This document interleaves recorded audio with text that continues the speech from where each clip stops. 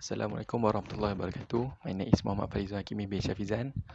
I am from ED59 and I will do the assessment 2. Firstly, I will tell about the how corruption that led to Malaysian football industry to a downfall. Firstly, corruption. What is a corruption? Corruption, as defined by the World Bank, is a form of dishonesty undertaken by a person or organisation entrusted with a position of authority to acquire benefit or abuse power for one private gain. Firstly, we all have heard about the glory days of nation football in the 1970 and 1980. But despite all of our success during that time, our highest ever FIFA ranking was in 1993 when we were ranked uh, uh, at 79 out of 157. After that, our ranking and performance keep declining. In March 2018, it was a black mark on Malaysia football history when Malaysia is ranked 174 out of 209 countries registered with FIFA, the lowest ranking ever in the history of Malaysian football. For me, the corruption and match fixing is one of the factors that for the fallen of Malaysia football at that time. Corruption is a global phenomenon that has and continues to threaten the integrity of the sport industry. In Malaysia, the football industry is one of the industries that has been badly affected as a result of corruption crimes. Malaysians, especially football fans, need to know how corruption and 1984 match fixing scandal had led to our football national team downfall. The term match fixing is when a sports match is played to achieve a semi-fixed or fixed result. For example, someone tells a footballer to make sure his next match ends in a draw. In the game, the footballer's team is winning 1-0, so he make a mistake to allow the other team to score. Stuff like this is good for money and for good money for bookies, but bad for any sport industry. I am always follow the development of the Malaysian football industry and see how Malaysian football recovers from this downfall. So the 1994 match fixing scandal is one of the reason why our football getting worse. So what happened during the 1994 match fixing scandal? The match fixing scandal was revealed by the FAM secretary that year, which is Datuk Dr. Ibrahim Saad. That year, he went to a Malaysian league match involving the Penang team. When he entered the stadium, he found some fans showing the final scoreline, where they know the game would end, which team would win.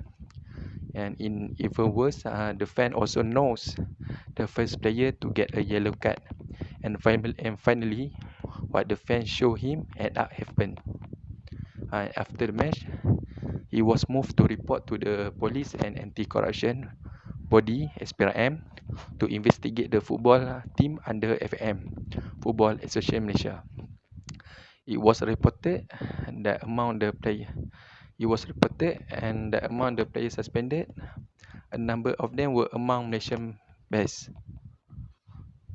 Other than that, 21 players and coaches were sacked, 58 players suspended, and 126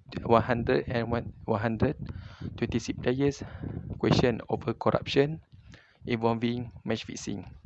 It was totally a huge number and became the most worst scandal that happened in Malaysia's football industry.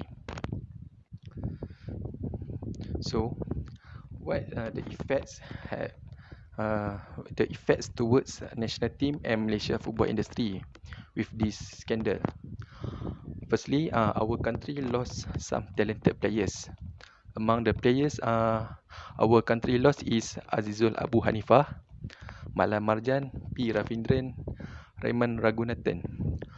For your information, Malan Marjan is one of the Malaysia legend, and he is the one that scored 2 goals against England in friendly football match. For me, he is very instrumental since it's very bad since we lost a player that very talented and can give something to our country. Due to this scandal, there are several teams that were severely affected, including Selangor and Perak. For example, Perak had lost 6 key players and their team was nearly destroyed due to the absence of those players. Other than that, due to the loss of these players, our national team also experienced a sharp drop in performance. This can be seen when our country ranking dropped from top 100 to 174. As a football fan, it's very disappointing because our team is the best team in Asia, but due to the corruption, our team is getting worse. And recently, FAM lifted the ban on 84 players from the 1994 scandal, something that was condemned by many people, but others also say that it is fair to give them a second chance, because 22 years on, the practice of match fixing is still rampant, and it would be unfair to continue to punish them when so many others get away with it. In a conclusion, to fix this problem is not easy, and what we can do is educate people. I think people in the football should be educated on values and ethics, and we need to give harsh punishment for anyone involved in match fixing. Other than that, I think we need to fight this problem together with fans and players, because at the end of the day, the ones that are taken advantage of the most is not the player or coaches or officials, but the fans who love their football. Thank you.